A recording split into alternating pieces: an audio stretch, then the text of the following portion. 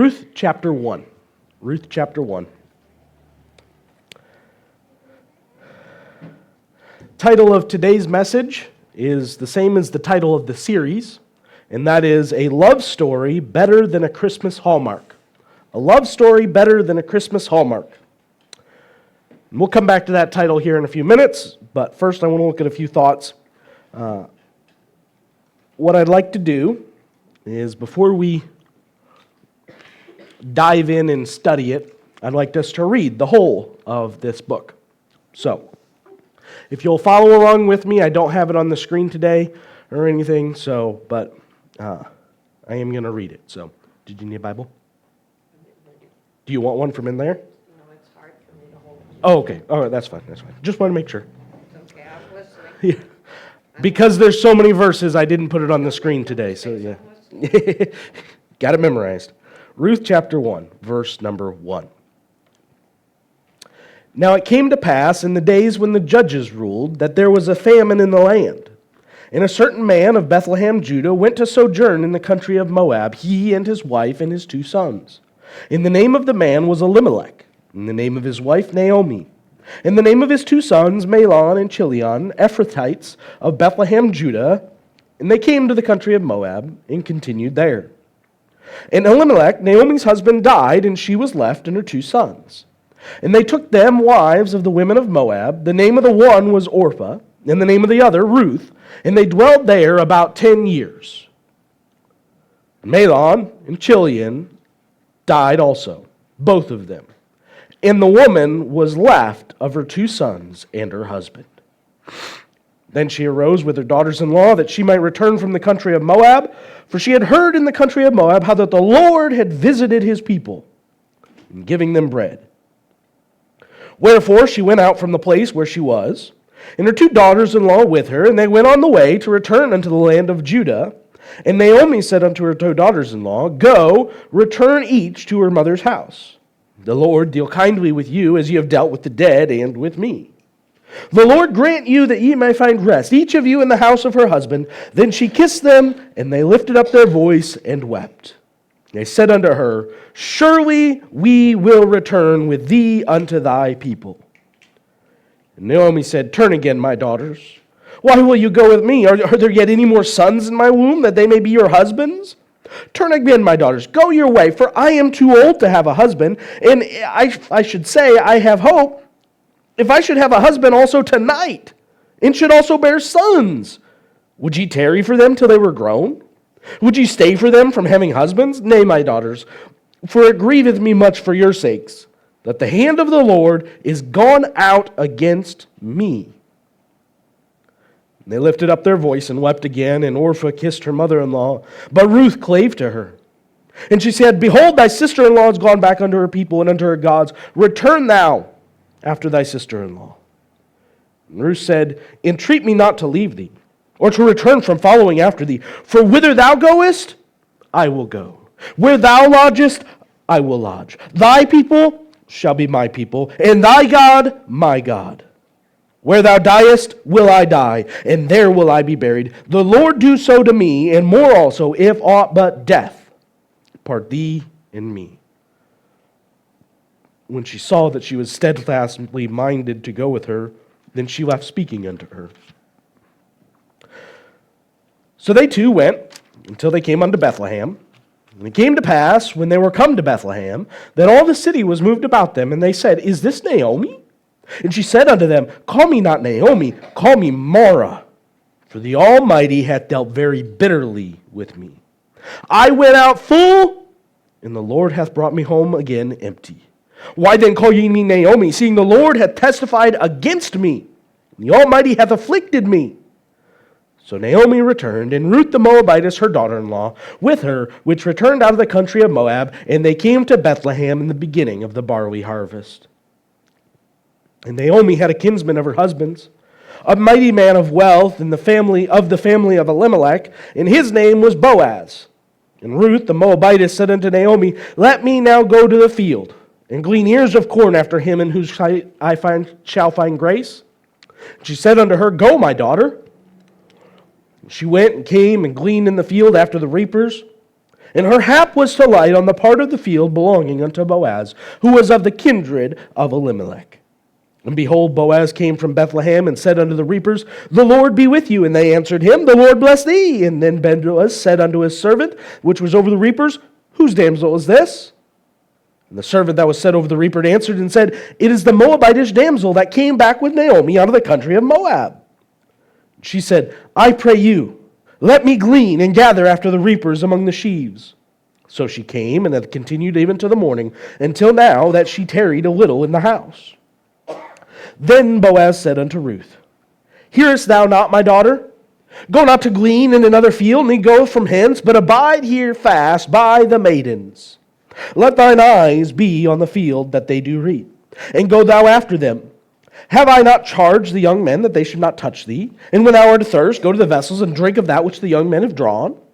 Then she fell on her face and bowed herself to the ground and said unto him, Why have I found grace in thine eyes, that thou shouldest take knowledge of me, seeing I am a stranger? Boaz answered and said unto her, It hath been fully showed me all that thou hast done unto thy mother-in-law since the death of thine husband, and how thou hast left thy father and thy mother in the land of thy nativity, and art come unto a people which thou knowest not heretofore. The Lord recompense thy work, and a full reward be given thee of the Lord God of Israel, under whose wings thou art come to trust. Then she said, Let me find favor in thy sight, my Lord, for that thou hast comforted me, and for that thou hast spoken friendly unto thine handmaid, though I be not one like thy handmaidens. And Boaz said unto her, At mealtime, come thou hither, and eat of the bread, and dip thy morsel in the vinegar. And she sat beside the reapers, and he reached her parched corn. And she did eat, and was sufficed, and left. And when she was risen up to glean, Boaz commanded his young men, saying, Let her glean even among the sheaves, and reproach her not. And let also fall some of the handfuls of purpose for her, and leave them, that she may glean them, and rebuke her not. So she gleaned in the field until even, and beat out that she had gleaned, and it was about an ephah of barley. And she took it up and went into the city, and her mother-in-law saw what she had gleaned, and she brought forth and gave it unto her that she had reserved after it was sufficed. And her mother-in-law said unto her, Where hast thou gleaned this day, and where wroughtest thou? Blessed be he that did take knowledge of thee. And she showed her mother-in-law with whom she had wrought, and said, The man's name with whom I wrought today is Boaz. Naomi said unto her daughter-in-law, Blessed be he of the Lord, who hath not left off his kinsman, his kindness to the living and to the dead. And Naomi said unto her, This man is of near kin unto us, one of our next kinsmen. And Ruth the Moabitess said, He said unto me also, Thou shalt keep fast by my young men, until they have ended all my harvest. And Naomi said unto Ruth her daughter-in-law, It is good, my daughter, that thou goest out with his maidens, that they meet thee not in any other field. So she kept fast by the maidens of Boaz, to glean unto the end of the barley harvest and of wheat harvest, and dwelt with her mother-in-law. Then Naomi, her mother-in-law, said unto her, My daughter, shall I not seek rest for thee, that it may be well with thee? And now is not Boaz of our kindred, and of whose maidens thou wast? Behold, he winnoweth barley tonight in the threshing floor. Wash thyself therefore, and anoint thee, and put thy raiment upon thee, and get thee down to the floor, but make not thyself known unto the man, until he shall have done eating and drinking. And it shall be, when he lieth down, that thou shalt mark the place where he shall lie, and thou shalt go in, and uncover his feet, and lie down, and he will tell thee what thou shalt do. And she said unto her, All that thou sayest unto me, I will do. And she went down unto the floor, and did according to all that her mother-in-law bade her. And when Boaz had eaten and drunk, and his heart was merry, he went to lie down at the end of a heap of corn, and she came softly, and uncovered his feet, and laid her down. And it came to pass at midnight that the man was afraid, and turned himself, and behold, a woman lay at his feet. And he said, Who art thou? And she answered, I am Ruth, thy handmaiden. Spread therefore thy skirt over thine handmaiden, for thou art a near kinsman. And he said, Blessed be thou of the Lord, my daughter, for thou hast showed more kindness in the latter end than in the beginning, inasmuch as thou hast followed as not young men, whether rich or poor. But now, my daughter, fear not. I will do to thee all that thou requirest, for all of the city of my people doth know thou art a virtuous woman. Now it is true that I am thy near kinsman. Howbeit there is a kinsman nearer than I. Tarry this night, and it shall be in the morning that if he will perform unto thee the part of the kinsman, well, let him do the kinsman part. But if he will not do the part of a kinsman to thee, then I will do the part of a kinsman to thee, as the Lord liveth. Lie down until the morning. And she lay at his feet until the morning. And she rose up before one could know another, and he said, Let it not be known that a woman came into the floor. Also he said, Bring the veil that thou hast with thee, and hold it. And when she held it, he measured 6 measures of barley, and laid it on her, and she went into the city. And when she came to her mother-in-law, she said, Who art thou, my daughter? She said unto her, and she told her all the man had done to her. And she said, These 6 measures of barley gave he me. For he said to me, Go not empty unto thy mother-in-law. Then said she, Sit still, my daughter, until thou know how the matter will fall, for the man will not rest, until he have finished the thing this day. Then went Boaz up to the gate, and sat him down there, and behold, the kinsman of whom Boaz spake came by, and unto whom he said, Ho, such a one, turn aside, sit down here. And he turned aside and sat down. And he took 10 men of the elders of the cities, and said, Sit down ye here. And they sat down. And he said unto the kinsman, Naomi, that is come again out of the country of Moab, selleth a parcel of land, which was our brother Elimelech's. And I thought to advertise thee, saying, Buy it before the inhabitants and before the elders of the city. If thou wilt redeem it, redeem it. But if thou wilt not redeem it, then tell me that I may know, for there is none to redeem it beside thee, and I am after thee. And he said, I will redeem it. Then said Boaz, What day thou buyest the field of the hand of Naomi, thou must buy it also of Ruth the Moabitess, the wife of the dead, to raise up the name of the dead upon his inheritance. And the kinsman said, I cannot redeem it for myself, lest I mar my own inheritance. Redeem thou my right to thyself, for I cannot redeem it. Now, this was the manner in former time in Israel concerning redeeming and concerning changing. For to confirm all things, a man plucked off his shoe and gave it to his neighbor, and this was a testimony in Israel. Therefore the kinsman said to Boaz, Buy it for thee. So he drew off his shoe. And Boaz said unto the elders and unto all the people, Ye are witnesses this day, that I have bought all that was Elimelech's, and all that was Chilion's, and all that was Mahlon's, of the hand of Naomi. Moreover, Ruth the Moabitess, the wife of Mahlon, have I purchased to be my wife, to raise up the name of the dead unto upon his inheritance, that the name of the dead be not cut off from among his brethren, and from the gate of his place. Ye are witnesses this day. And all the people that were in the gate, and the elders said, We are witnesses. The Lord make the woman that is come unto thine house, like Rachel and like Leah, which two did build the house of Israel, and do thou worthily in Ephratah, and be famous in Bethlehem. And let thy house be like the house of Pharez, whom Tamar bare to Judah, of the seed which the Lord shall give thee of this woman. So Boaz took Ruth, and she was his wife. And when he went in unto her, the Lord gave her conception, and she bare a son. And the women said unto Naomi, Blessed be the Lord, which hath not left thee this day without a kinsman, that his name may be famous in Israel. And he shall be unto thee a restorer of life, and a nourisher of thine own age. For thy daughter-in-law, which loveth thee, which is better than thee, than 7 sons, has borne him. And Naomi took the child, and laid it in her bosom, and became nurse unto it.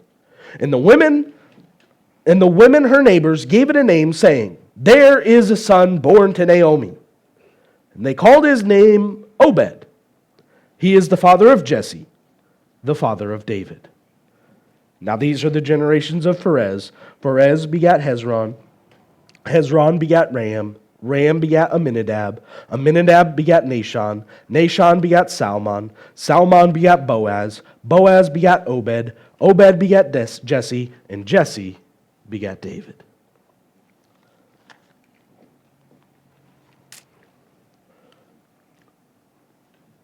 Today we're going to soar like the eagle does, high above Ruth, And just kind of bird's eye view looking down, and then starting next week, we'll do what the eagle does, and we'll dive into the sea and snatch the fish out of the water, or snatch the truth out of the Book of Ruth. That's the plan for today, or for the next weeks.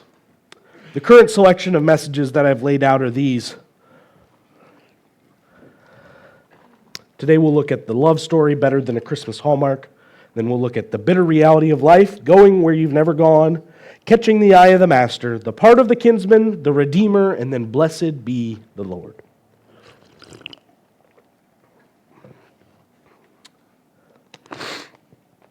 Many people have put forth their thoughts and commentary on the purpose and the meaning here of the Book of Ruth and why it sits here. Unsurprisingly, I've got some opinions of my own. You probably got some opinions of your own.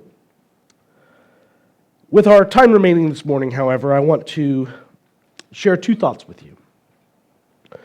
Some of the commentators have put forth that the Book of Ruth is an opposition to interracial marriage, or a protest to the opposition of interracial marriage, I should say. Some that it is a counterattack to the theocratic party of Rome, or of Jerusalem, sorry.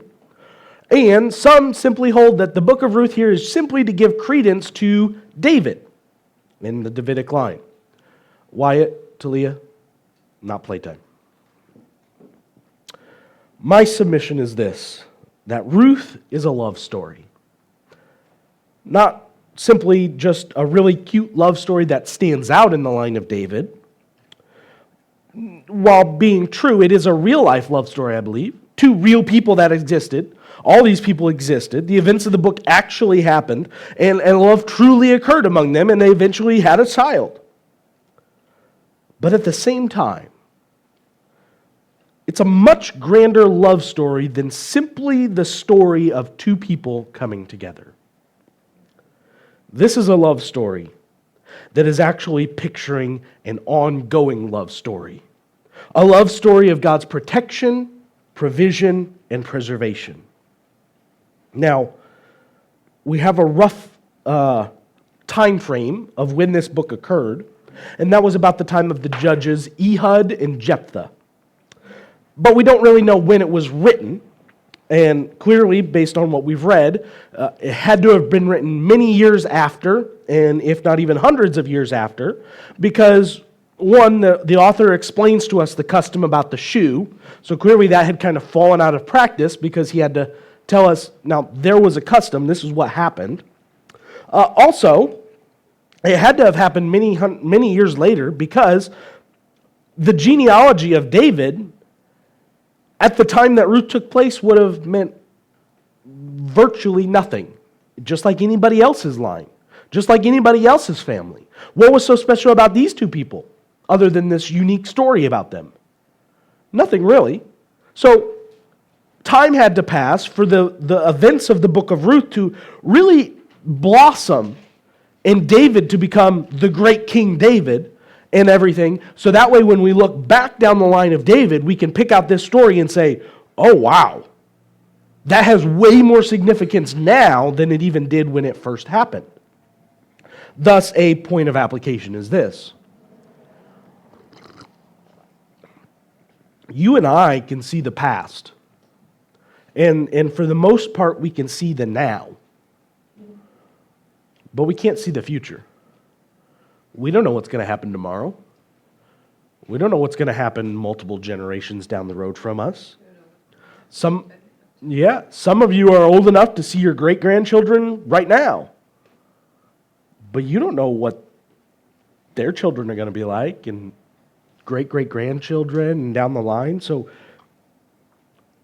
in their day, that was their story. They could only see what was going on around them. They didn't know. Boaz and Ruth had no idea the significance of their choices back then. What was going to take place 100 years down the road, 200 years down the road. They didn't know that the choices they were making right then were going to have such direct consequences when their great-grandchild David ascended the throne over all Israel. The book of Judges even ends telling us that in those days there was no king in Israel. Every man did that which was right in his own eyes. Even if Ruth and Boaz were alive to see David crowned king, there's no way they would have known what kind of ruler he was going to be, all the mighty things he was going to do. And even if Ruth and Boaz managed to be alive when David passed the throne on to Solomon, they still wouldn't have realized the sheer impact that their story was going to have. Even beyond David. If we could have appeared to Ruth and Boaz, and we could have told them, the choices you're making right now about being a kinsman and asking Boaz to be the kinsman, the choices you're making right now, in 1,300 years, those choices are going to split time because a baby's going to be born. A baby that would absolutely rock the world to its core every single day of every single year after his birth. If we had told them that simply because of them, that was going to happen, they probably would have laughed, much like Sarah laughed when she was 90 years old and God said, "You're going to have a baby." And she said, "No, obviously not." They probably would have laughed at us. But here's the thought. We have no idea what the repercussions of our choices today might have tomorrow and 100 years from now. How will I be known for the choices I'm making? How will you be known for the choices you're making? I understand, yes, the choices we make now are going to be examined and proved. In some respects, the true test of our choices is not necessarily going to come today, nor is it going to come tomorrow. But in many cases, the true test of our choices today are going to come years down the road. When we see not how the decisions I made today affected me, but how the decisions I made today affected those that come after me. Wyatt, you need to come up here and sit down, please. Thank you. Robert L. Hubbard suggested this twofold purpose for the book of Ruth, and that is this: the dominant theme of God's gracious rescue of Elimelech's family from extinction by the provision of an heir. The second theme, however, is the surprising historical destiny which that rescued family eventuated. Its heir turned out to be none other than the grandfather of King David. So I'd like to build off of that. Many other thoughts that I've read, and as I've read and considered the book of Ruth, I want to direct you in your attention to two great themes of the book of Ruth. The first theme is this: the book of Ruth is a picture within a picture. A picture within a picture. See, all throughout the scriptures, from Genesis all the way to Revelation, there's a thread running through, connecting it all. Even the portions of Leviticus and Exodus and Deuteronomy, all those that Numbers and just the counting of the tribes and naming of the tribes, that doesn't really hold much for us today, but still there's a thread weaving through every single verse, every single stanza. And that thread is this: the redemption of all mankind to God, by God, and for God. And Ruth is the picture within the picture, a narrative within the narrative. In 4 short chapters, Ruth details in miniature form the entirety of the Bible. Man makes choices. Those choices have dire consequences, but God works through it all, in order to redeem it all. Talia, please don't play with that stuff. All of mankind, from the first man all the way to the one that is just reaching an age of understanding, from the least to the greatest, from the poorest man to the richest man, red and yellow, black and white, Every race, every ethnicity, every people group, every sect, all of humanity, all of mankind, no matter what distinctions you want to throw in there, with no exceptions, they have all made choices that have brought themselves into calamitous danger of being at odds with God, the Creator, the one that had made them to dwell with them. But their rejection of Him brought about a divide between God and them. And so now man sits in trouble with nothing that he can do to work himself back into the good graces of God.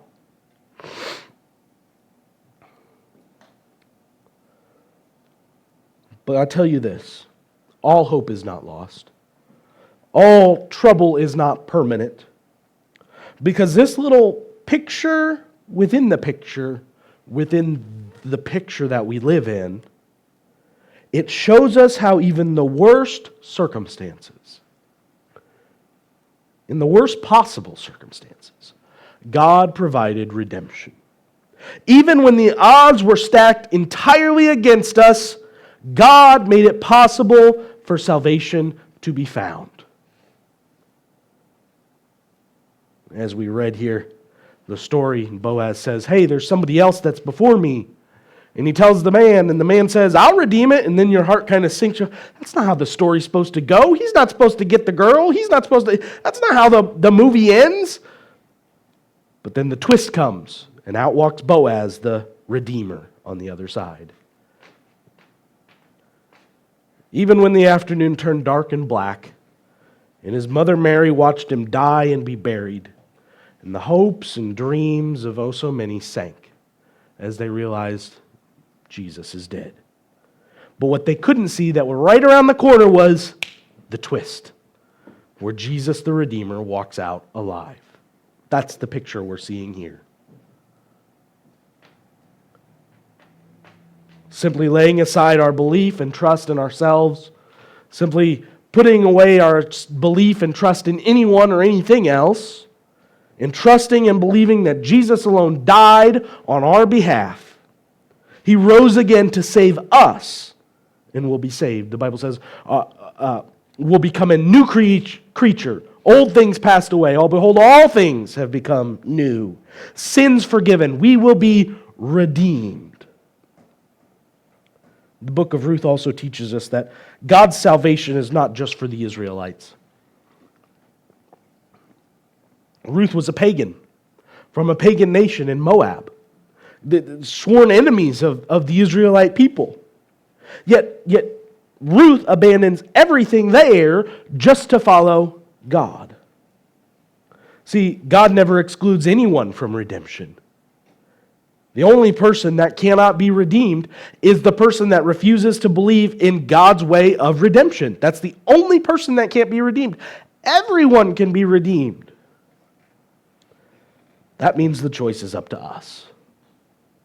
We can choose to keep doing the same things, teaching our children the same things, doing the same things over and over and over again that have never worked for thousands of years, or we can change our family tree forever. We can shake our world to its core by stepping out in faith and believing in God, as Ruth did by making thy God my God. The second theme is this. The Book of Ruth teaches us about a God who is within everything. A God who is within everything. The only other book in the Bible named after a woman, Esther, is another great example, along with Ruth, about how God works in the ordinary, everyday circumstances of our lives. The three words used in this book to describe God, the first one is the most common, and that is the Lord, capital L-O-R-D. And that is translated, and it is called the Tetragrammaton, and it is the four-letter Hebrew name of God, which translated to English is YHWH, Yahweh. The Hebrew pronunciation of its letters would be Yehovah or Jehovah. And it literally means to be or to exist. In other words, when you see the word Lord, it is talking about Jesus, the self-existent one. In other words, Yahweh, Jehovah. If time and space and our world and all of us literally cease to exist right now, he would continue being entirely unaffected and entirely undisturbed because he is forever. And he is self-existent. He does not need us in order to exist. The second word we see used regarding God here is the word God, or Elohim. Elohim here is a plural word which is used uniquely in a singular fashion. Again, pointing to the multiplicity of God, yet the same singularity of the Godhead. In the first character we're introduced here in Ruth is Elimelech, which means, my God is king. The third and final word used to describe God in this book is the Almighty. The Hebrew word is El Shaddai, God Almighty. It's the same way God introduced himself to Abraham. He said this, I, the Almighty God. And this reference to the Almighty is a reference to God's magnificent sovereignty. The fact that he holds everything in his hands. All power is held by him. He does not cause all things that come to pass. And he certainly doesn't approve of all things that come to pass. But he created a world where man has the autonomy of choice. Yet even with the ability to choose and do as we will, God holds all power. We can never defeat God. He will never be removed from his throne. Every coup that has been tried in the past has failed. Every war and battle that will be fought will end in the power of his word, because he is the Almighty One. He will use his power, and we see it in the Scriptures, to bring about redemption, to bring about our salvation. He uses his power today by tugging on the hearts of men and women and drawing them to the gospel. One day he's going to use his power to judge the earth, and he will use his power to free us from the bondages of sin and hell and the devil. And another day he will use his power to create a new heaven and a new earth and dwell with us together. And as we go through the book of Ruth, what we don't see is we don't see God telling Naomi, hey, Naomi, tell Ruth to go here and do this. We don't see God doing that. And we don't see God telling Ruth, hey, you need to go meet this guy in this field. We don't see God doing that. And we don't see God telling Boaz, hey, you need to go to this guy and do this and do the shoe thing, and then you need to marry. We don't see God telling them that. What I potentially was going to call the series was The Man Behind the Curtain. Because God holds all power within his hands, yet he allows man the freedom to do as he pleases. And yet at the same time as God is hands-off, allowing us to do whatever we want, God is in a sense, and in some respects, hands-on, always working behind the scenes, in and among every choice of man, to accomplish his goals in redemption. God's almightiness points us to this, that God is aware of everything that goes on. God knows what's going on. God sees all that happens. In fact, God is so aware that you could even be a lonely old widow whose husband and sons are dead. You have no prospects for the future. You have no one to provide for you, no one to preserve you, no one to protect you. The line of your family is done. You might even think that God caused it all. You might even curse God and blame God for your husband and your sons dying and no one left for you. You could change your name from Naomi, which means pleasant and lovely, and you could change it to Mara, which means bitter. You could do all that, but still have no fear. God sees it all. God's working in it all. He's working through it all. Why? Because God sees us.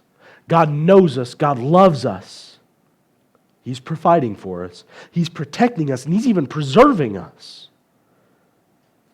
God was within everything, so much so that when Ruth returned to Naomi and told her what happened in the field there in chapter 2, Naomi said this to her, "Blessed be he, Boaz of the Lord, who," speaking of the Lord, "hath not left off his kindness to the living and the dead." What a perspective shift from chapter 1 to chapter 2.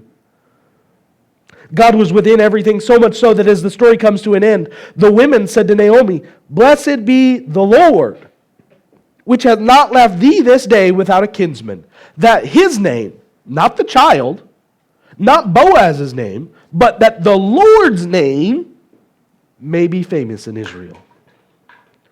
See, no matter how dark it may seem to us at any time in our lives, we can know this. God, Elohim, God, the Almighty, El Shaddai, has not left us without a kinsman. We have a Redeemer, and His name is God, Yahweh, Jehovah, Jesus Christ. God become man, that He might redeem man to God. I'm reminded of the song written by Jason Roy and James Broadhead, which is this: "I know you are faithful, but it's harder sometimes when it feels like a fable and the blind leading the blind. I know you're a good God, but in the back of my mind, there's more questions than answers, so much undefined. But when I'm looking back, in between the cracks of doubt and unbelief, I can see so many seeds they've grown inside of me. It's not make-believe. It's more like the air I breathe. I see you in everything. I see you in the in-between, in the middle of the day, in the midst of the night. It's a love I cannot deny. I might not solve the mystery, but I see you in everything. Oh, I know you're able, but it's difficult sometimes when I face all these mountains and you ask me to climb. But where is my hope? From where do I find my strength? There's no other one, and no other name who can raise me up again. I see you in the stillness. I see you in the storm, working everything together, and one day it will all be restored. I see you in everything." This little book of Ruth, just a miniature version of the whole Bible. The same God behind the whole story of the whole Bible, same God within everything in the book of Ruth. The book of Ruth is a love story that points us to the greatest love story. A love story better than a Christmas Hallmark. You seen a Hallmark movie? Christmas Hallmark movies? Yeah. As they say, if you've seen one, you've seen them all. And they get a bad rap oftentimes but the reason they're really popular is because they essentially tell the same story over and over again in the same manner, basically, but they change some little details. John and Jane, they live separate lives in all the difficult circumstances. They end up back in their hometown, shock of all shocks, and the love that used to be blossoms again, and they get married and happily ever after they lived, right? Because they... the same and same. Karen and Yep. Larry. Yep. Just goes on the same way. And they've made a lot of money marketing the same thing over and over and over again. But there's a love story that's way better than a Christmas Hallmark. And the love story in the book of Ruth, in its beauty, foretells us of a kinsman, a redeemer, that would swoop in and rescue the perishing.